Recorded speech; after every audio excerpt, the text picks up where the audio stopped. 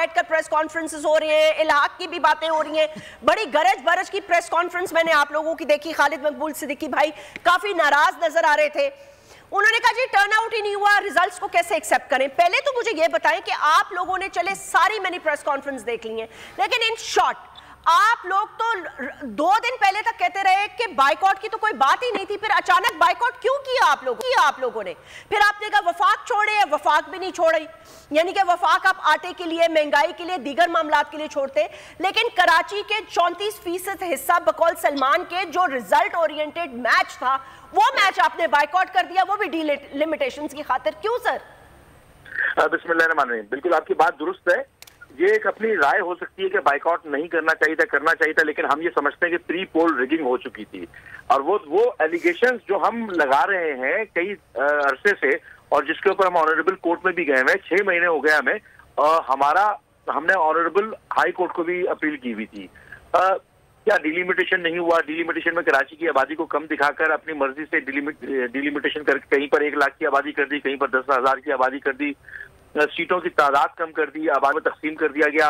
फिर devolution of power के हवाले से आर्टिकल 140A के हवाले से बेख्तियार मेयर और बेख्तियार इदारे हैं नहीं, solid waste master plan, building control, LDA, KDA ये तमाम इदारे होने चाहिए थे। उस पर नेगोशिएशन चल रही है सिंध गवर्नमेंट से बातचीत तो चल रही है लेकिन रिजल्ट ओरिएंटेड नहीं हुआ। तो हमने इसको टर्म किया कि जनाब ये प्री पोल रिगिंग हुई है, जेरीमैंडरिंग हुई है। अच्छा, ये तो हमारा अपना स्टांस था। अच्छा, हम पूरी उम्मीद थे कि कहीं ना कहीं कोई चीजें बेहतरी की तरफ जाएंगे, डिलिमिटेशन करने हम इलेक्शन पे चले जाते।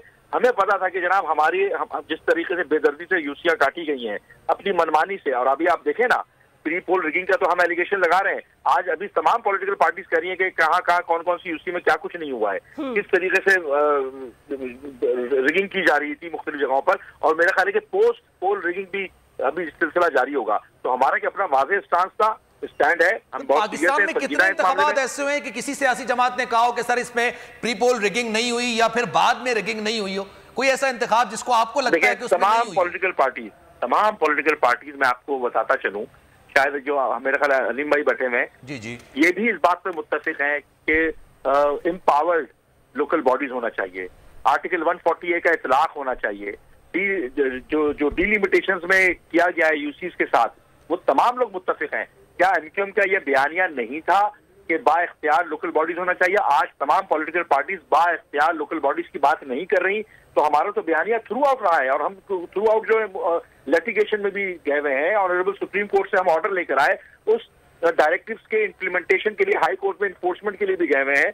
उसके अलावा फिर जो आईनी नुकात हैं उसको भी उजागर करते रहे। देखें, ये हमारा अपना मुख्तलिफ पॉलिटिकल पार्टी का सवाब भी हो सकता है कि कोई इलेक्शन में ना जाकर इस बात का इजहार करे। एमक्यूएम जब भी आती रही इलेक्शन में यूजुअली जो टर्न आउट होता है वो 45 to 55% होता है। आप अपने प्रोग्राम में आपके पास स्टैटिस्टिक्स आ रहे होंगे। नासिर हुसैन शाह साहब सीनियर वजीर हैं पीपल्स पार्टी के, वो भी हमें ज्वाइन कर चुके हैं, वो आपकी बात सुन रहे हैं। रेहान, मैं चाहती हूँ नासिर साहब हमें 1 मिनट जरा रेहान अपना मौक़िफ़ मुकम्मल कर लें, उनसे मैं फिर पूछूंगी कि टर्न आउट का रीजन यही रहा। जी रेहान, बात मुकम्मल कर लें।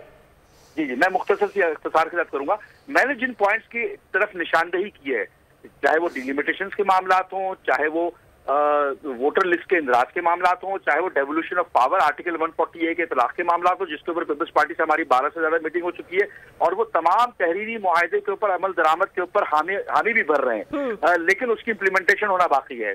बेख्तियारी में कोई भी मेयर आएगा वो बेख्तियार होगा, जिसके पास कचरा उठाना, solid waste master plan, building control, KDA, LDA तमाम इदारे नहीं होंगे तो क्या होगा? फिर दूसरी चीज, सबसे इंपॉर्टेंट चीज कि देखिए, हम समझते हैं कि कॉरम नॉन जुडिस था इलेक्शन कमीशन का जब इलेक्शन कमीशन ने शेड्यूल जारी किया, जो कि 22वीं आईनी तरमीम की खिलाफ वर्जी है, जिसमें वाज़ेह तौर पर कॉरम को मुकम्मल होना जरूरी है।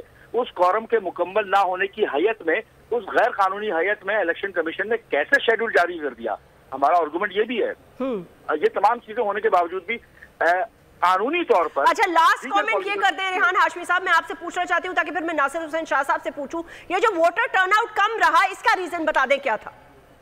देखिए, हम तो ये कह रही है ना कि माजी में जो वोटर टर्नआउट होता था वो 45 to 55% होता था।